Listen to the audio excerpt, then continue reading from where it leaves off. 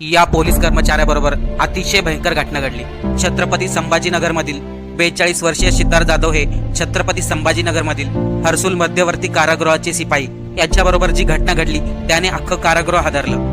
नेमकं काय घडलं हे पाहण्या अगोदर चॅनलवरती नवीन असेल तर सबस्क्राईब आणि फॉलो नक्की करा। सिद्धार्थ जाधव आणि त्यांचे मित्र दाभाडे हे दोघेही मित्र रविवारी रात्री 8:30च्या सुमारास कारागृहाच्या परिसरामध्ये गप्पा मारण्यासाठी आले होते, पण तेवढ्यातच त्यांच्यावरती अज्ञात लोकांनी पाठीमागून वार केले। 42 वर्षीय सिद्धार्थ जाधव यांनी आरडाओरडा करू नये म्हणून त्यांच्या तोंडामध्ये बोळा कोंबला आणि त्यानंतर त्यांचा चेहरा मात्र अक्षरशः दगडांनी ठेचून काढला।